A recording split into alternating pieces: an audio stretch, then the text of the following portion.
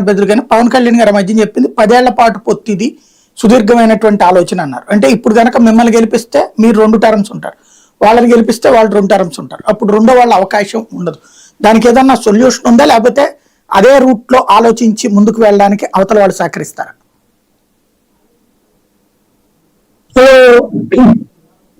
ఎప్పుడు చెప్పినా మనం కూటమి గురించి మాట్లాడుకునేటప్పుడు ఖచ్చితంగా 3 పార్టీలు 3 జెండాలు ఇవి సహజం. ఇక్కడైనా ఇంకా పెద్దలు చెప్పినట్టుగా ఉన్నప్పటికీ కూడా సాధారణంగా ఒక మేనేజ్మెంట్ అల్టిమేట్ ఒక మండల రోజు అంటే ఒక 40 రోజులు ఒక మనిషి మారడం కానీ ఒక విధానం మారడం కానీ సరిపోతుంది. 60 రోజులు ఎలక్షన్ ముందే ఇవన్నీ జరుగుతున్నాయి కాబట్టి ఖచ్చితంగా ఎక్కడైనా మైన్యూట్ మేనేజ్మెంట్ తో ఆయన చెప్పినటువంటి 42 చోట్ల కానీ లేకపోతే 2-3 చోట్ల కానీ ఇవన్నీ కూడా ఒక మైన్యూట్ మేనేజ్మెంట్ తో సరిపోతుంది. ఇంకా మా ఆలోచన విధానంలో ఎక్కడ తేడా లేదు. మా ఆలోచన విధానం అంతా కూడా బై జగన్, అందులో ఎటువంటి అనుమానం లేదు. ఎందుకంటే మేము ఆయన పరిపాలనా విధానాన్ని ఉద్దేశించి ఆయన ఏమన్నామంటే జగనాసురుడు అని అది అనడానికి గల కారణం ఏంటంటే చెప్తున్నా చూడండి.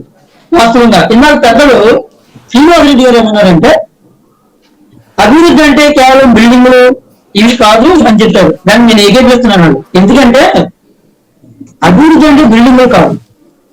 నిజానికి ఎడ్యుకేషన్ లెవెల్ అభివృద్ధి అంటే ఏంటండి? ప్రాపర్ ఉపాధ్యాయులు ఉండాలి. ఏరింగ్ ఉపాధ్యాయులు ఎన్ని డిఎస్సీలు చేశారు వీళ్ళు? 5 సంవత్సరాల్లో ఖాళీలే లేవా? ఎంత మెగా డిఎస్సీ అన్నారు కథం.